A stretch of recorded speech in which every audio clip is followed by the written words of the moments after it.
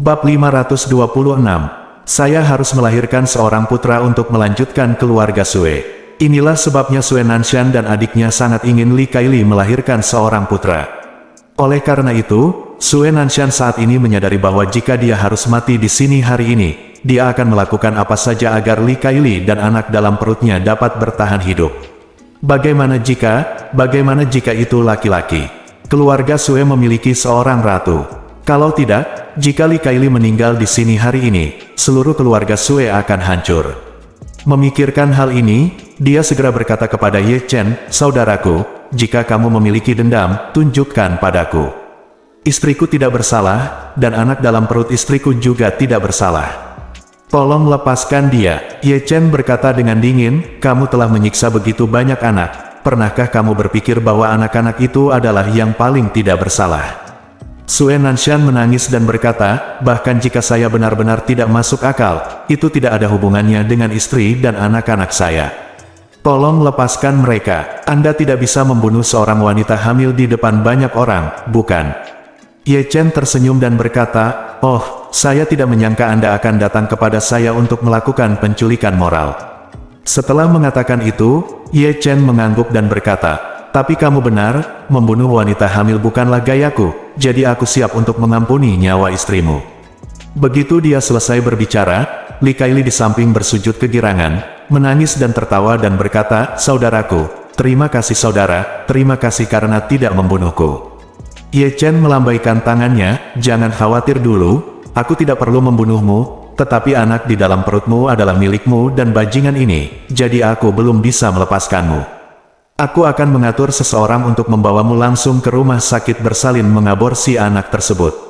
Jika anak tersebut diaborsi, saya akan menyerahkanmu ke Badan Keamanan Publik dan membiarkan pengadilan menilaimu sesuai dengan apa yang telah kamu lakukan.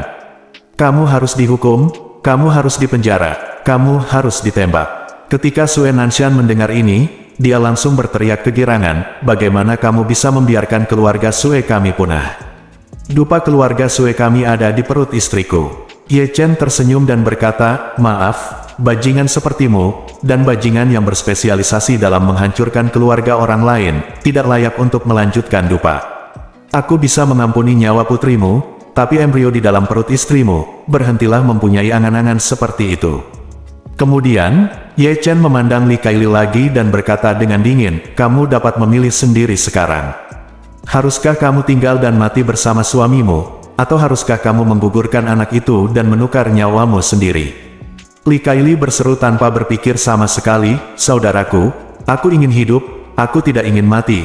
Anak bisa digugurkan, dan anak bisa digugurkan kapan saja."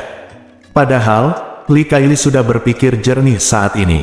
"Pertama-tama, saya tidak bisa mati apapun yang terjadi, karena saya masih muda dan belum cukup hidup. Jika saya ingin mengikuti suami saya mati demi cinta, maka saya sama sekali tidak mau melakukannya. Kedua, anak dalam kandungan baru berumur 2 bulan, terus terang itu hanyalah sel telur yang telah dibuahi. Tidak peduli mau atau tidak, selama masih bisa hidup, itu lebih penting dari apapun, kalau tidak. Jadi, tentu saja dia rela memilih untuk menggugurkan kandungannya." Ketika Sue Nanshan di sebelahnya mendengar ini, dia hampir mengamuk. Dia menatap Li Kaili dengan sepasang mata kanibal, mengertakkan gigi dan mengutuk, "Dasar jalam busuk, kamu ingin meninggalkanku di saat kritis dan hidup sendiri." Li Kaili memandangnya dengan gugup dan berkata dengan serius, "Suamiku, apakah kamu ingin aku mati bersamamu? Kita masih punya anak perempuan. Sekalipun aku masuk penjara lebih dari 10 tahun, putri kita masih punya ibu. Jika aku mati di sini hari ini, putri kita akan menjadi yatim piatu." Sue Nanshan dengan marah mengutuk, "Untuk bertahan hidup, kamu harus membunuh putraku Sue Nanshan. Sekarang kamu ingin menggunakan putrimu sebagai tameng, apa menurutmu aku akan dibodohi olehmu? Dasar jalan, kenapa aku tidak melakukannya itu sebelumnya? Jelas sekali bahwa kamu adalah seorang wanita jalan yang rakus hidup dan takut mati, dan akan mengkhianati suamimu pada saat kritis untuk bertahan hidup sendirian." Li Kaili tidak menyangka kalau suaminya akan memarahinya sampai berdarah-darah saat ini. "Memang benar saya ingin hidup, tapi apa yang saya katakan bukannya tidak masuk akal. Dalam hal ini, tidak peduli apakah saya memilih mati atau hidup, tidak mungkin menjaga anak di dalam perut saya. Dalam hal ini, pasangan bisa bertahan. Bukankah lebih baik satu orang mati daripada keduanya mati? Jadi, dia bertanya kepada Sue Nanshan, kita adalah pasangan. Saat kamu baru saja memohon padaku, kamu meminta kakak laki-laki tertua ini untuk melepaskanku. Tetapi setelah kamu mendengar bahwa anak itu tidak dapat dipelihara, apakah kamu ingin aku mati bersamamu? Apakah satu-satunya alasan aku hidup adalah untuk melahirkan seorang anak untukmu, Sue Nanshan? Sue Nanshan berseru, aku memohon padamu hanya karena anak di dalam perutmu. Jika tidak ada anak di dalam perutmu, mengapa aku harus mati dan kamu hidup? Mengapa kamu tidak bisa hidup dan mati? Tidak peduli apa yang terjadi, kita berdua harus mati bersama. Saya punya teman dalam perjalanan menuju Huangquan. Li Kaili memandangnya dengan kaget dan berkata dengan marah, kamu Sue Nanshan, kenapa aku tidak melihat seperti apa dirimu tadi? Kami menikah denganmu, dan pada saat kritis kamu sebenarnya ingin menyeretku untuk dikuburkan bersamamu. Setelah mengatakan itu, dia segera menatap Ye Chen, saudaraku, aku akan menuruti perintahmu. Aku bisa menggugurkan anak itu sekarang, selama kamu mengampuni hidupku. Ye Chen mengangguk puas dan berkata, oke, karena kamu sangat sadar, aku akan mengampuni hidupmu dan mengatur seseorang untuk membawamu ke rumah sakit sekarang. Li Kaili sangat gembira sehingga dia berlutut di tanah dan bersujud kepada Ye Chen lebih dari selusin kali. Saat ini, Sue Nanshan di sebelahnya sudah histeris. Ketika Li Kaili tidak memperhatikan, dia tiba-tiba bergegas ke depan, mencengkeram lehernya erat-erat, mendorongnya ke tanah, dan menatapnya dengan gigi terkatup, dasar perempuan jalan yang tidak setia, mati. Melihat Li Kaili memutar matanya karena cubitannya, Chen Zekai buru-buru bertanya kepadanya, Tuan, apakah Anda ingin mengambil tindakan? Jika tidak, wanita ini akan mati. Ye Chen berkata dengan tenang, Chen tua, ingat apa yang baru saja saya katakan, saya tidak akan membunuh wanita hamil. Chen Zekai tiba-tiba mengerti. Tuan muda itu berkata bahwa dia tidak akan membunuh seorang wanita hamil. Namun, jika Sue Nanshan yang membunuh istrinya yang sedang hamil, tidak ada orang lain yang bisa disalahkan. Benar saja, dalam 1 menit, detak jantung dan napas Li Kaili sudah terhenti. Setelah Sue Nanshan mencekiknya sampai mati, dia masih tidak bisa memahami kebenciannya. Dia mengertakkan gigi dan mengutuk, kamu jalan, tidakkah kamu ingin hidup sendiri? Silakan tunggu aku, itu sangat berharga bagiku untuk melakukannya, punya sandaran saat aku mati. Sudah, Ye Chen mencibir, Li Kaili ini adalah ahli strategi berkepala anjing dari seluruh klan pengemis. Meskipun dia seorang wanita, dia mungkin telah melakukan dosa yang tidak kalah dengan yang lain. Oleh karena itu, jika dia benar-benar ingin membiarkannya hidup, Ye Chen akan merasa sangat sakit di hatinya. Tapi tidak mungkin, manusia selalu punya prinsip. Anjing-anjing ini tidak punya prinsip, jadi mereka melakukan banyak hal yang tidak bermoral. Tapi mereka tidak bisa melakukannya. Setidaknya mereka tidak bisa membunuh wanita hamil dengan tangannya sendiri. Kini Sue Nanshan telah membantunya mengatasi masalah ini. Setidaknya dia tidak akan merasa sakit karena Li Kaili masih hidup di dunia ini. Bab 527. Setelah kematian Li Kaili, keluarga Liu Zhaochen, Jiang Ning dan lainnya ketakutan setengah mati. Dalam waktu singkat, 2 orang tewas di hadapan mereka, dan kematian setiap orang begitu menyedihkan. Sesepuh geng pengemis yang mengendarai Mercedes-Benz S-Class ini awalnya membuat iri semua orang. Ia punya uang, status, dan mengendarai mobil mewah. Namun, beberapa menit yang lalu, Mercedes-Benz mewah miliknya menjadi peti mati baja. Namun di hadapan mereka, pemandangan tragis Li Kaili meninggal dalam diam semakin mengejutkan hati mereka. Saat ini, Ye Chen bertanya kepada Chen Zekai dengan wajah dingin, di mana anggota inti klan pengemis lainnya. Chen Zekai berkata, Tuan muda, jangan khawatir. Saya telah memberitahu semua pasukan kita di Suzhou dan Hangzhou. Mereka sudah bergerak, orang-orang ini akan segera dibawa ke sini satu persatu. Oke, Ye Chen mengangguk dan mencibir, semua anggota inti klan pengemis akan tertinggal hari ini. Segera, seluruh anggota keluarga Ye yang bersembunyi di Suzhou dan Hangzhou mulai mengambil tindakan dan mengirim anggota geng pengemis yang diculik dari berbagai tempat ke jembatan satu persatu. 2 dari 9 tetua klan pengemis telah meninggal, dan 7 sisanya telah dibawa masuk satu demi satu. 2 wakil pemimpin geng klan pengemis juga dibawa ke tempat kejadian saat ini.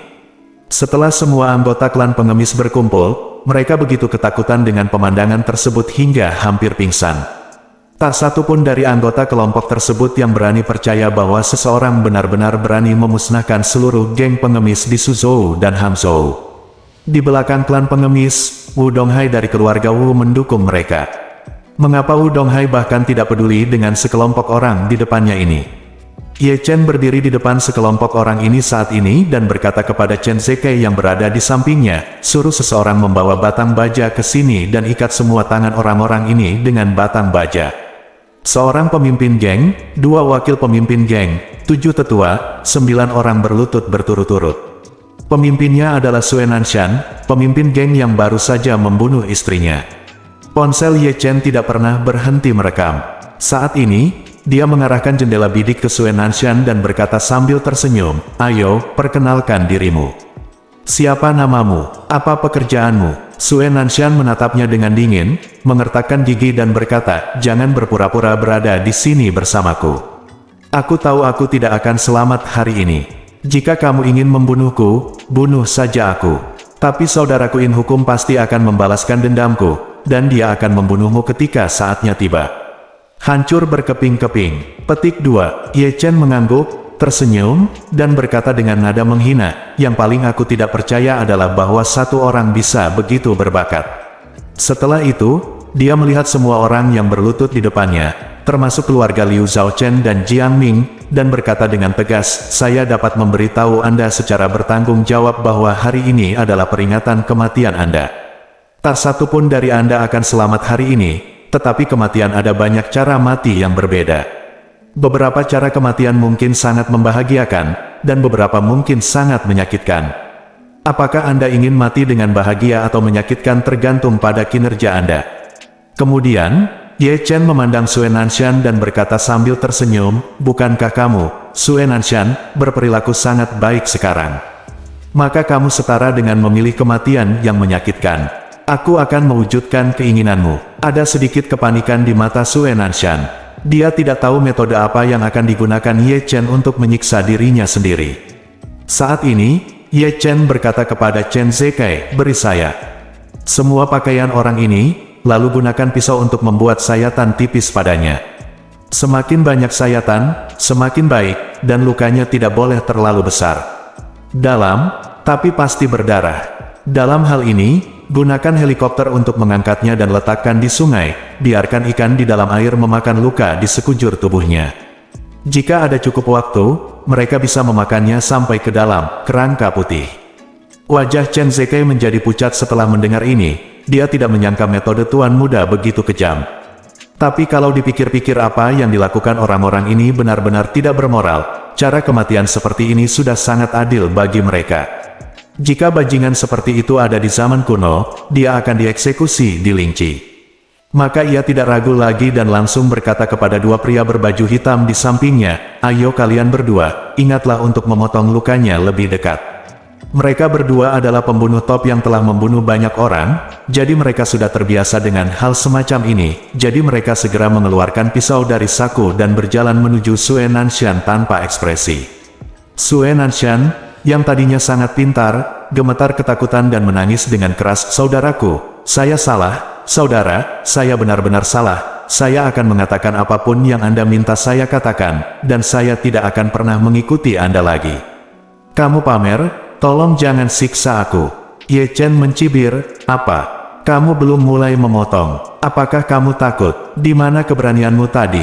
Kamu menyerah begitu cepat, apakah kamu layak untuk Liang Jingru?" Sue Nanshan berkata dengan ketakutan, "Saudaraku, kamu bisa memukulku 2 kali, atau kamu bisa membunuhku sekarang. Aku mohon, tolong jangan siksa aku. Aku akan mengatakan apapun yang kamu minta aku katakan, dan aku akan bekerja sama sampai akhir."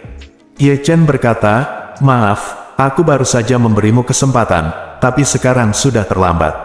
Setelah mengatakan itu, Ye Chen berkata lagi, tapi tetap berguna untuk menebusnya, "Jangan khawatir, saya tidak akan membiarkan ikan memakanmu hingga menjadi tulang. Saya akan meminta Anda menghadap kamera nanti dan tinggalkan beberapa patah kata untuk kakak iparmu bicara." Begitu dia selesai berbicara, Ye Chen memerintahkan kedua pria berbaju hitam itu, "Pertama berikan aku kakinya dan rawat mereka." Kedua pria itu segera mengeluarkan pisau mereka, memotong kaki celana Sue Nanshan, dan kemudian membuat luka berdarah yang tak terhitung jumlahnya di betis dan pahanya, menyebabkan dia menjerit kesakitan. Orang-orang di sebelah saya tampak semakin ketakutan. Segera setelah itu, helikopter lepas landas bersama Sue Nanshan, yang kakinya penuh luka berdarah, dan kemudian menurunkannya ke sungai. Bahkan di seberang jembatan setinggi itu, orang dapat mendengar ratapan nyaring dari puncak gunung Suenan di atas air. Setelah 10 menit, Ye Chen berkata, "Oke, ayo kita angkat dia." Helikopter itu perlahan mengangkatnya kembali. Saat mendekati jembatan, kedua kakinya telah dikunyah ikan di sungai, dan tulangnya terlihat di beberapa tempat. 10 menit terakhir adalah 10 menit paling menyakitkan dan sulit dalam hidup Sue Nanshan. Selama 10 menit itu, dia merasakan ikan-ikan besar dan kecil yang tak terhitung jumlahnya di sungai berusaha mati-matian untuk merobek sepotong daging dari luka di kakinya. Rasanya seperti daging di kakinya telah digigit berkali-kali, dan setiap gigitan sangat menyakitkan hingga dia ingin mati. Sekarang, dia hanya punya satu pikiran di benaknya, apapun yang terjadi, dia tidak bisa dilempar ke dalam air lagi. Jadi tidak peduli apa yang Ye Chen minta dia lakukan selanjutnya, dia tidak akan berani untuk tidak patuh dengan cara apapun. Pria berbaju hitam meminta Sue Nanshan, yang kesakitan hingga pingsan, untuk berlutut di samping. Yang lain lagi, baru kemudian Ye Chen menatapnya dan bertanya, "Bagaimana perasaanmu?" Sue Nanshan menangis dengan getir, "Tolong bunuh aku. Aku benar-benar tidak ingin hidup lagi." Ye Chen berteriak dengan dingin, "Saya akan memberi Anda kesempatan lagi sekarang. Anda dapat menjawab apapun yang saya minta. Jika Anda menjawab dengan baik, saya akan memberikan jawaban yang membahagiakan. Jika Anda menjawab dengan buruk, maka saya akan malu." Sue Nanshan mengangguk dan menangis, "Saudaraku, tanyakan saja, saya akan menjawab dengan jujur apapun pertanyaan yang Anda ajukan." Bab 528. Ye Chen mengarahkan ponselnya ke arahnya dan bertanya, "Siapa namamu? Apa pekerjaanmu?" Sue Nanshan berkata dengan gemetar, "Nama saya Sue Nanshan, dan saya adalah pemimpin klan pengemis." Ye Chen bertanya lagi, "Apa urusan utama geng pengemismu?" Sue Nanshan menjawab dengan jujur, "Mata pencaharian utama geng pengemis adalah berpura-pura menjadi pengemis dan mengemis di mana-mana." Ye Chen bertanya, "Kalian semua memakai emas dan perak, mengapa kalian berpura-pura menjadi pengemis dan mengemis?"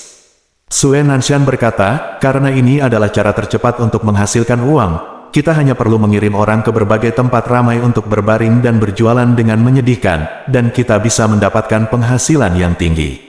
Marven bertanya, "Lalu mengapa kamu menculik begitu banyak anak?" Sue Nanshan berkata, "Karena ketika kamu mengemis, jika kamu memiliki anak bersamamu, sedekah yang kamu peroleh bisa berlipat ganda, atau bahkan berlipat ganda." Ye Chen terus bertanya, "Lalu mengapa kamu ingin membuat anak yang baik menjadi cacat?" Sue Nanshan bergidik dan berkata, "Anak-anak penyandang disabilitas lebih mampu membangkitkan simpati orang lain. Menurut pengalaman kami, cara termudah untuk menghasilkan uang adalah dengan mengajak anak-anak penyandang disabilitas untuk mengemis, dapat membuat lebih lanjut." Ye Chen bertanya dengan dingin, "Lalu berapa banyak anak yang telah kamu sakiti sejauh ini?" Sue Nanshan berkata dengan gugup, "Saya belum menghitung ini, tapi seharusnya ada 3 angka." Ye Chen terus bertanya, "Siapa di belakangmu melakukan hal seperti itu, dan siapa pendukungmu?" Sue Nanshan berkata, "Pendukung saya adalah saudara perempuan dan saudara ipar saya." Marven bertanya, "Siapa nama kakak dan adik iparmu, dan apa pekerjaan mereka?" Sue Nanshan berkata dengan jujur, "Nama saudara perempuan saya adalah Sue Yakin. Dia tidak memiliki pekerjaan dan merupakan ibu rumah tangga penuh waktu. Nama saudara ipar saya adalah Wu Donghai. Dia adalah pewaris keluarga Wu di Suhang." Ye Chen bertanya dengan dingin, "Dengan kata lain, alasan mengapa kamu berani melakukan hal yang tidak berperasaan seperti itu sepenuhnya karena Wu Donghai mendukungmu di belakangmu, bukan?" Sue Nanshan ragu-ragu sejenak, tapi masih mengangguk patuh dan berkata, "Ya, perkembangan klan pengemis hingga hari ini semua berkat bantuan kakak iparku. Dia melangkah maju untuk mendukungku, jadi tidak ada seorang pun berani melawanku." Ye Chen bertanya lagi, "Apakah dia tahu pekerjaanmu? Apakah dia tahu bahwa kamu telah meracuni begitu banyak anak di bawah umur?" Sue Nanshan mengangguk, "Dia tahu, dia mengetahuinya, dan adikku juga mengetahuinya." Ye Chen mengangguk puas. Dengan video ini, selama dirilis, reputasi dan reputasi keluarga Wu akan sangat terpengaruh. Mereka pasti akan dikecam dengan marah oleh banyak netizen di seluruh negeri. Pada saat itu, mustahil bagi keluarga Wu untuk dapat menjaga hubungan masyarakat. Yang diinginkan Ye Chen adalah membuat keluarga Wu sengsara. Dalam hal ini, keluarga Wu adalah biang keladinya. Jika keluarga Wu tidak membantu Sue Nanshan membentuk sekelompok pengemis dan tumbuh lebih kuat, maka dia tidak akan memiliki kesempatan untuk meracuni begitu banyak anak. Oleh karena itu, keluarga Wu adalah kaki tangan mutlak. Ye Chen yakin Wu Donghai akan merasa sangat-sangat tidak nyaman setelah video ini tersebar. Bukankah dia ingin menghadapi dirinya sendiri? Bukankah dia diam-diam mencari musuhnya dan bersiap bergabung untuk menyerangnya?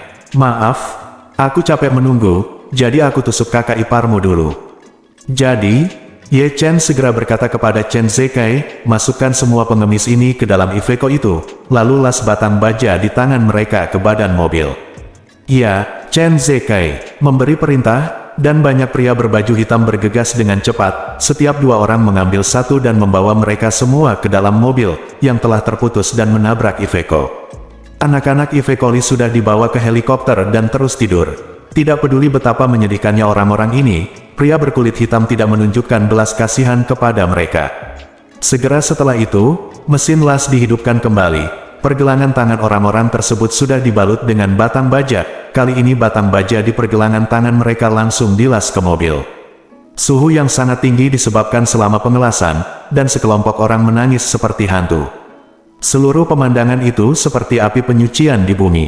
Pada saat ini, Ye Chen melihat ke arah Liu Zhaoqianyi lagi dan berkata dengan suara dingin, "Kamu, sebagai sebuah keluarga, terlibat dalam bisnis yang licik dan teduh. Kamu menolak untuk mengubah caramu meskipun telah berulang kali ditegur. Kamu sangat kotor sehingga kamu lebih buruk dari binatang. Faktanya, semua orang bisa menghukummu. Hari ini aku akan melakukannya demi Tuhan. Biarkan aku mengirimmu dan keluargamu dalam perjalanan." Setelah mengatakan itu, dia mengabaikan permintaan serak keluarga Liu dan langsung meminta pria berbaju hitam untuk membawa mereka ke Ivecoli dan menyatukan mereka dengan yang lain. Di tempat kejadian, Jiang Ming, yang hampir menjadi gila karena ketakutan, tertinggal. Mata Jiang Ming menatap Ye Chen, begitu hampa hingga dia kehilangan jiwanya. Seluruh tubuhnya gemetar, dan dia bergumam, "Ye Chen, kita tumbuh bersama. Aku mohon padamu untuk mengampuni aku bukan orang yang keji, dosaku tidak akan menyebabkan kematian, tolong lihat, demi tumbuh bersama selama bertahun-tahun, tolong selamatkan hidupku."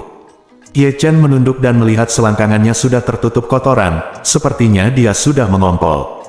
Wajahnya sedingin es, dan dia berkata dengan suara dingin, "Jiang Ming, sebagai manusia, kamu harus tahu apa yang boleh kamu lakukan dan apa yang tidak boleh kamu lakukan. Siapapun yang menyentuh saluran tegangan tinggi 100.000 volt akan mati. Itu tidak akan terbaca karena Anda adalah pelaku pertama kali dan saya bersikap lunak terhadap Anda, belum lagi Anda dibesarkan di panti asuhan. Perdagangan anak adalah saluran tegangan tinggi yang tidak dapat disentuh oleh siapapun, dan yang paling tidak boleh disentuh adalah anak yatim piatu seperti kami. Jika kamu tidak memahami kebenaran ini, lalu apa gunanya hidup untukmu?" Jiang Ming menjambak rambutnya hingga roboh dan merobek sebagian besar rambutnya, lalu dia mengangkat kepalanya dan menatap Ye Chen dengan mata merah darah. "Ye Chen, sebelum aku mati, aku punya satu pertanyaan lagi, aku harap kamu bisa jawabannya. Bisakah kamu mengabulkan permintaanku?" Ye Chen mengangguk dan berkata, "Demi kita tumbuh bersama, saya akan mengabulkan keinginan Anda. Tidak peduli apa pertanyaannya, saya akan menjawab Anda. Namun, setelah saya menjawab Anda harus membawa jawaban saya pergi melapor ke dunia bawah." Jiang Ming tiba-tiba gemetar, menatap Ye Chen dengan cermat, dan bertanya, "Ye Chen, siapa kamu? Siapa kamu yang dapat memiliki energi sebesar itu?" Ye Chen tersenyum sedikit, dia sudah memperhitungkan bahwa Jiang Ming pasti akan menanyakan pertanyaan ini pada dirinya sendiri. Jadi, dia berjongkok, menatap mata Jiang Ming, dan mengucapkan kata demi kata, "Jiang Ming, bahkan istriku tidak tahu apa yang akan kukatakan padamu selanjutnya. Ini mungkin hal terakhir yang kamu dapatkan sebelum kamu mati." Sebuah jawaban, jadi saya harap Anda dapat mendengarkan dengan cermat. Jiang Ming menelan ludah, mengangguk dengan susah payah, dan berkata dengan sedikit keengganan di matanya, "Jangan khawatir, saya akan mendengarkan." Baik-baik setiap kata yang Anda ucapkan, sehingga saya bisa datang kepada Anda untuk membalas dendam di kehidupan selanjutnya. Ye Chen tersenyum tenang dan berkata, kalau begitu dengarkan baik-baik, saya, tuan muda dari keluarga Ye Dianjing. Bab 529. Apa, Jiang Ming telah hidup lebih dari 20 tahun, dan apa yang dikatakan Ye Chen adalah hal paling mengejutkan dan luar biasa yang pernah dia dengar dalam hidupnya. Matanya merah, menatap wajah Ye Chen, dan bergumam, tidak mungkin, bagaimana ini mungkin? Aku mengenalmu sejak aku masih kecil, namamu Ye Chen, kamu yatim piatu.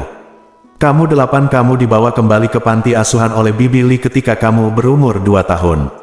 Kamu sama seperti aku, orang yang tidak berdaya, tidak memiliki ayah dan ibu dalam masyarakat ini. Bagaimana kamu bisa menjadi tuan muda dari keluarga Ye? Ye Chen tersenyum sedikit, saya tahu sulit bagi Anda untuk mempercayai ini, tetapi ini memang benar. Jika tidak, bagaimana Anda bisa berpikir saya bisa mengerahkan begitu banyak orang untuk mengejar Anda? Lihatlah helikopter-helikopter ini, lihatlah orang-orang bersenjata ini di dalam hitam. Jika aku bukan tuan muda keluarga Ye, kamu seharusnya berhasil kali ini. Tapi, Jiang Ming bertanya dengan tidak percaya, jika Anda adalah tuan muda dari keluarga Ye Dianjing, lalu mengapa Anda dibesarkan di panti asuhan? Mengapa mereka tidak memasukkan Anda ke panti asuhan? Ambillah, kenapa kamu ingin pemuda sepertimu, yang tinggal di sarang emas, tinggal bersama Diaosi Bao seperti kami yang tidak punya apa-apa sejak kecil? Ye Chen tersenyum dan berkata, mereka tidak mengetahui keberadaan saya saat itu. Ayah saya menghabiskan banyak upaya untuk menyembunyikan identitas saya sebelum dia meninggal. Meskipun keluarga Ye telah mencari saya, mereka tidak pernah berpikir bahwa saya akan tumbuh dewasa di panti asuhan. Jiang Ming segera bertanya, lalu mereka menemukanmu lagi sekarang. Kapan itu terjadi? Dan mengapa? Ye Chen berkata, mereka datang kepadaku beberapa waktu yang lalu. Sejujurnya, sebelum mereka datang kepadaku, aku adalah orang yang menyebalkan seperti kamu, dan aku mungkin tidak sebaik kamu, karena pada saat itu, bukan hanya aku secara fisik Anda tidak punya uang, dan Anda masih bekerja sebagai menantu dari rumah ke rumah di rumah istri saya. Anda hanya mencuci pakaian dan memasak setiap hari. Anda tidak melihat harapan apapun dalam hidup. Berbeda dengan Anda setidaknya bisa bekerja sebagai direktur di perusahaan palsu. Jiang Ming berseru dan bertanya, Anda jelas tahu bahwa Anda adalah tuan muda dari keluarga Ye. Karena hidup Anda sangat menyedihkan, mengapa Anda tidak mengambil inisiatif untuk menemukannya? Selama Anda mengambil inisiatif untuk menemukannya mereka, kamu tidak lagi harus menjalani kehidupan yang dipandang rendah. Kenapa tidak pergi? Ye Chen tersenyum dan berkata, inilah perbedaan antara kita berdua. Saya memiliki latar belakang yang luar biasa, tetapi saya bersedia untuk menjadi rendah hati. Anda berasal dari latar belakang yang sederhana, tetapi Anda tidak ingin menjadi rendah hati dan biasa-biasa saja. Jika kamu seperti saya dan mau rendah hati, bagaimana kamu bisa melakukan kejahatan? Di mana kesalahan besarnya hari ini? Saya tidak mengerti. Jiang Ming menggelengkan kepalanya dengan putus asa dan berkata dengan sedikit tidak masuk akal, saya tidak mengerti. Saya benar-benar tidak mengerti. Apakah hanya karena Anda melihat uang ketika Anda masih muda sehingga Anda dapat hidup? Tanpa uang ketika kamu besar nanti, bisakah kamu bertahan hidup? Mungkin. Ye Chen tersenyum tipis dan berkata, ketika saya masih kecil, saya memiliki makanan dan pakaian yang bagus. Kehidupan yang saya jalani saat itu mungkin adalah sesuatu yang tidak dapat Anda bayangkan sekarang, tapi terus kenapa? Aku tidak hidup dengan baik. Meskipun orang tuaku tidak bahagia, mereka juga tidak bahagia. Jiang Ming bertanya dengan tidak percaya, kalau begitu, apakah kamu bersedia menderita kemiskinan? Kamu jelas mengalami kehidupan yang kaya ketika kamu masih kecil, tetapi ketika kamu tidak punya apa-apa, apakah kamu tidak merindukan kehidupan seperti itu? Ye Chen menghela nafas pelan dan berkata, Jiang Ming, kamu menganggap uang terlalu serius. Kamu bisa menganggap uang dengan sangat serius, tetapi kamu tidak bisa menganggap uang terlalu serius. Ada beberapa hal yang tidak pernah bisa dibandingkan dengan uang, seperti milikmu cita-citamu, cintamu, prinsipmu, dan hati nuranimu. Sekali kamu meletakkannya pada posisi yang salah, kamu akan melakukan hal yang salah. Beberapa hal dapat diperbaiki jika salah, dan beberapa hal tidak akan pernah dapat diperbaiki lagi. Pada saat ini, Jiang Ming akhirnya menyadari betapa rendah hati dia sebenarnya. Sebab, Ye Chen di hadapannya, Ye Chen yang tumbuh bersamanya di panti asuhan, ternyata adalah tuan muda keluarga Ye Dianjing. Pada saat inilah dia menyadari betapa besar kesenjangan antara dirinya dan Ye Chen. Dia akhirnya memahami perbedaan keduanya. Inilah perbedaan antara Chavins dan angsa. Inilah perbedaan antara burung pegar dan burung phoenix. Inilah perbedaan antara ikan mas krucian yang menyeberangi sungai dan naga asli di dunia. Seperti kata pepatah, seekor burung gereja mengetahui ambisi seekor angsa. Sekarang kalimat ini diterapkan pada diri saya dan Ye Chen, itu sangat tepat. Pada saat inilah Jiang Ming akhirnya menyerah sepenuhnya. Dia tahu bahwa dia tidak hanya tersesat di kehidupan ini, tetapi juga di kehidupan selanjutnya. Dia tidak bisa lagi membalas dendam seperti Ye Chen, dan Ye Chen bisa membunuhnya semudah menghancurkan semut. Saya sama dengan keluarga Liu Zhaochen, dan anggota klan pengemis, tetapi Ye Chen adalah naga sungguhan di dunia, seekor ikan dan udang kecil yang mati karena menguap. Wajah Jiang Ming langsung dipenuhi keputusasaan. Baru saja, dia berpikir untuk membalas dendam dari Ye Chen di kehidupan selanjutnya, atau di kehidupan selanjutnya. Tetapi pada saat ini, dia benar-benar memahami bahwa meskipun dia menjalani kehidupan lain, dia mungkin tidak memenuhi syarat untuk membalas dendam dari Ye Chen. Hal yang paling menyakitkan di dunia adalah menyadari bahwa Anda tidak akan pernah bisa mengejar musuh Anda selama beberapa kehidupan. Pada saat ini, Jiang Ming benar-benar putus asa. Dia memandang Ye Chen dengan air mata mengalir di wajahnya dan tersedak oleh isak tangis. Ye Chen, aku yakin, aku benar-benar yakin, bunuh saja aku. Aku bosan dengan dunia ini, dan aku bosan dengan diriku sendiri. Tolong biarkan aku dibebaskan. Ye Chen mengangguk, menatapnya dan berkata dengan serius, Jiang Ming, di antara semua orang yang akan mati hari ini, kejahatanmu adalah yang paling ringan, tetapi di antara semua orang yang akan mati hari ini, setiap orang telah melakukan kejahatan besar, tentu saja. Termasuk Anda, saya harap Anda bisa mendapatkan kehamilan yang baik di kehidupan selanjutnya. Jiang Ming tersenyum sedih dan berkata, di kehidupan selanjutnya. Saya baru saja mendengar Anda menceritakan kisah Anda, dan tiba-tiba saya merasa bahwa orang-orang seperti saya mungkin dilahirkan dengan kehidupan yang menyedihkan. Jika Anda memberi saya seumur hidup lagi, saya mungkin tidak bisa dia masih yatim piatu, dan mungkin dia masih menyebalkan di mata orang lain. Ye Chen mengangguk dengan tenang dan berkata, dalam hal ini, saya harap kamu bisa menjadi orang baik di kehidupan selanjutnya. Jiang Ming mengangguk dengan serius dan berkata sambil tersenyum sedih, katakan padaku, aku mulai membenci diriku sendiri. Aku harap aku bisa menjadi orang baik di kehidupanku selanjutnya. Setelah mengatakan itu, dia menjadi jauh lebih tenang. Dia sangat ketakutan hingga dia kehilangan kendali atas buang air besar dan kecilnya sekarang, tetapi saat ini, dia cukup tenang untuk berdiri sendiri. Dia berdiri di depan Ye Chen dan berkata dengan serius, oke, Ye Chen, kirim aku dalam perjalanan, kirim semua anak itu kembali dengan selamat, beritahu Bibi Li bahwa aku salah, beritahu semua temanku bahwa aku salah, aku menyesal itu. Aku menggunakan hidupku untuk menebusnya. Ye Chen mengangguk dan berkata, karena kamu benar-benar tahu kesalahanmu, aku akan memberimu waktu yang menyenangkan. Karena itu, Ye Chen berkata kepada Chen Zekai, pasang semua orang itu ke Iveco, lalu biarkan helikopter mengangkat mobil ke tengah sungai. Baik, Tuan, helikopter lepas landas lagi. Iveco Li, anggota inti dari geng pengemis dan keluarga Liu Zhaochen, terus mengeluarkan tangisan putus asa terakhir mereka. Semua orang berjuang keras, tetapi tidak hanya mati dilas, mobil juga mati dilas, dan tidak mungkin mereka bisa melarikan diri. Kemudian helikopter tersebut membuang begitu saja Iveco yang penuh dosa itu ke sungai. Iveco ini menggelembung dengan cepat di permukaan sungai, lalu tenggelam seluruhnya ke dasar sungai.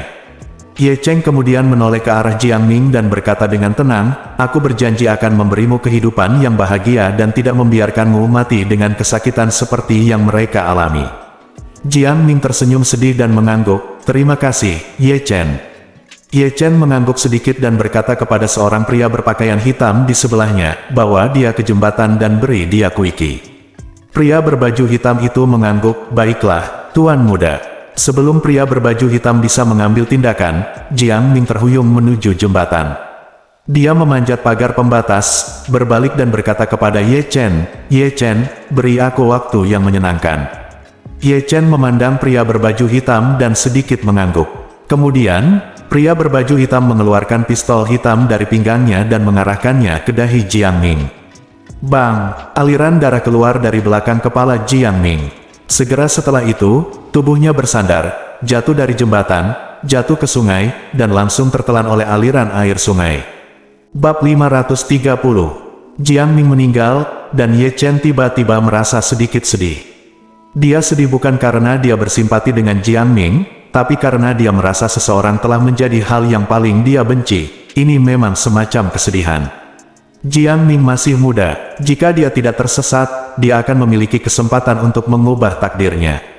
Mungkin dalam beberapa tahun, dia bisa menikahi Bai Fumei, menjadi seorang anak, dan mencapai puncak hidupnya. Tapi hidup memang seperti ini, ada orang yang jatuh ke dalam lubang dan masih bisa bangkit. Ada pula yang jatuh ke dalam lubang dan tidak pernah bisa keluar.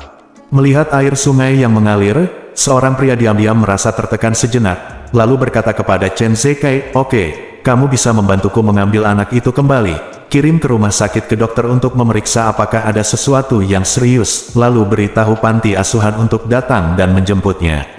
Petik 2. Chen Zekai mengangguk dan bertanya, "Tuan, apa yang harus kita lakukan dengan anggota klan pengemis yang tersisa?" Ye Chen menghela nafas, ada puluhan ribu penjahat di klan pengemis, dan tidak ada cara untuk membunuh mereka semua. Saya hanya berharap kematian para pemimpin klan pengemis ini dapat membuat orang-orang di bawah sadar dan berhenti berbuat hal-hal yang tidak bermoral seperti itu di masa depan. Penting. Saat dia mengatakan itu, dia menambahkan, ngomong-ngomong, biarkan semua orang yang ada di sana hari ini berhenti berbicara omong kosong ketika mereka kembali. Chen Zekai segera berkata, "Jangan khawatir, Tuan Muda, saya mengerti." Ye Chen berkata, "Oke, ayo kembali." Chen Zekai buru-buru menggunakan interkom untuk memesan, satu kelompok, kirim semua anak ke rumah sakit rakyat Jinling, dan kelompok kedua, antar Tuan Muda kembali ke Jinling. Beberapa menit kemudian, Ye Chen sudah kembali dengan helikopter, tetapi ketinggian penerbangan pesawat tidak terlalu tinggi, sehingga sinyal ponsel tidak terpengaruh. Jadi, Ye Chen memproses video yang dia ambil di Douyin, terutama mengubah suaranya sehingga tidak ada yang bisa mengenalinya, dan kemudian mengunggah video yang telah diproses tersebut ke internet. Video yang panjang, mengejutkan, dan agak berdarah ini langsung menjadi hit online setelah dirilis. Awalnya, insiden 10 anak hilang di Jinling Welfare Institute hari ini telah menjadi fokus netizen di seluruh negeri. Popularitas di internet telah melampaui semua berita lainnya, menempati peringkat pertama di peringkat utama. Hampir semua orang di seluruh negeri memegang ponsel mereka dan menonton video yang mengejutkan ini. Sekarang video ini telah membawa kejadian ini ke kesimpulan yang sempurna. Orang-orang jahat dihukum dan semua anak diselamatkan. Hal ini langsung menginspirasi semangat kesatriaan di hati orang-orang di seluruh negeri. Apalagi adegan di mana seluruh anggota inti geng pengemis dilas ke Ivekoli dan ditenggelamkan ke sungai, membuat tak terhitung banyaknya netizen yang menyaksikan dengan penuh semangat dan tepuk tangan. Orang-orang di seluruh negeri ingin tahu, siapa yang melakukan ini? Siapa yang mengambil video ini? Namun, Ye Chen menangani semua informasi lainnya dan tidak meninggalkan jejak apapun kepada netizen. Pada saat yang sama, karena diketahui bahwa Wu Donghai dari keluarga Wu adalah pendukung Sue Nanshan, pemimpin klan pengemis, seluruh internet mengkritik keluarga Wu. Ratusan juta orang mengkritik keluarga Wu secara online dan menuntut penyelidikan polisi secara menyeluruh. Reputasi keluarga Wu hancur total. Tepat ketika video ini menjadi viral di seluruh internet, dan banyak orang yang mi-retweet, berkomentar, menyukai, dan bertepuk tangan, seluruh geng pengemis meledak sepenuhnya. Mereka tidak menyangka bahwa pemimpin geng mereka, 2 wakil pemimpin geng, dan 9 tetua semuanya akan selamat. Hal ini menyebabkan hampir semua pemimpin tingkat menengah dari geng pengemis yang memiliki status tertentu melarikan diri dengan putus asa sepanjang malam. Keluarga Wu tidak mengetahui semua ini saat ini. Wuki baru saja menambahkan makanan tambahan, yang menyebabkan seluruh keluarga Wu gempar. Orang tua dari keluarga Wu menderita banyak rangsangan terakhir kali, dan dia baru saja pulih selama periode ini. Saat ini, Wu Donghai dan istrinya Sue yakin sedang menghibur Wuki yang baru saja makan camilan. Sebagai putra dan cucu tertua, Wu Xin datang ke kamar kakeknya membawa makan malam yang disiapkan oleh pelayannya. Ketika dia baru saja membuka pintu, dia melihat lelaki tua itu terbaring di karpet, bergerak-gerak, mulutnya berbusa, dan tampak pucat. Usin terkejut dan buru-buru pergi untuk memeriksa dan menemukan bahwa lelaki tua itu sepertinya terkena stroke. Melihat tangannya, dia sebenarnya sedang memegang ponsel dengan gemetar. Ada video yang diputar di ponselnya. Mengapa orang-orang itu di video terlihat mirip sekali? Kakak iparku sendiri. Dia tanpa sadar mengangkat telepon dan melihatnya, tepat pada saat pamannya menjadi gila, mencengkeram lehernya, dan mencekiknya sampai mati. Usin menggigil dan membuang teleponnya. Saat dia dikejutkan dengan isi video tersebut, lelaki tua di sebelahnya telah meninggal dunia. Usin terkejut dan bergegas keluar, memanggil para pelayan dan dokter. Dokter datang dengan cepat dan mulai memberikan pertolongan pertama kepada lelaki tua itu. Segera, Wu Donghai dan istrinya juga bergegas setelah mendengar berita tersebut. Apa yang terjadi? Kenapa orang tua itu tiba-tiba terkena stroke? Begitu Wu Donghai tiba, dia langsung menanyai dokter ahli keluarga Wu. Dokter segera berkata, "Ketua Wu, saya pasti mengalami semacam iritasi, dan tiba-tiba terjadi iritasi yang sangat besar, hampir sama seperti terakhir kali." Apa yang terjadi? Wu Donghai sangat bingung. Apa yang terjadi? Mengapa Anda tiba-tiba menderita stroke karena rangsangan? Pada saat ini, Wu Xin, yang sedang menonton semua video yang beredar di internet di sudut, mendatangi Wu Donghai dan Sue Yakin dengan wajah pucat dan berkata dengan panik, "Ayah, Ibu, pamanku membunuh bibiku, dan kemudian seseorang paman saya dan semua anggota inti geng pengemisnya, bersama dengan sekelompok pedagang manusia, lebih dari selusin dari mereka semuanya dilas ke dalam Iveco dan ditenggelamkan ke sungai." Apa? Ketika pasangan itu mendengar ini, reaksi pertama mereka adalah, "Omong kosong apa ini? Bagaimana hal seperti itu bisa terjadi di zaman sekarang ini? Mengelas lebih dari selusin orang ke dalam mobil untuk menenggelamkan sungai. Betapa sombongnya hal ini." Selain itu, geng pengemis Sue Nanshan adalah standar pemimpin lokal di Suzhou, Hangzhou, dan seluruh provinsi. Tidak mungkin orang biasa menyinggung perasaan mereka, apalagi orang biasa, bahkan orang biasa pun tidak mampu menyinggung perasaan mereka. Dan seluruh geng pengemis memiliki lebih dari 10.000 orang di bawah komandonya. Siapa yang memiliki kemampuan untuk membunuh semua anggota inti dari seluruh geng pengemis? Sue Yakin menyentuh dahi putranya dan tidak dapat menahan diri untuk tidak berkata, "Nak, apakah kamu demam? Itu adalah saudara ipar dan bibimu. Bagaimana kamu bisa mengaturnya seperti ini?" Usin buru-buru berkata, "Oh, apa yang saya katakan itu benar. Sekarang sudah tersebar di seluruh internet. Dan sebelum dia meninggal, saudara ipar saya mengakui di depan kamera bahwa keluarga Wu kami adalah pendukungnya. Dia mengandalkan keluarga Wu kami.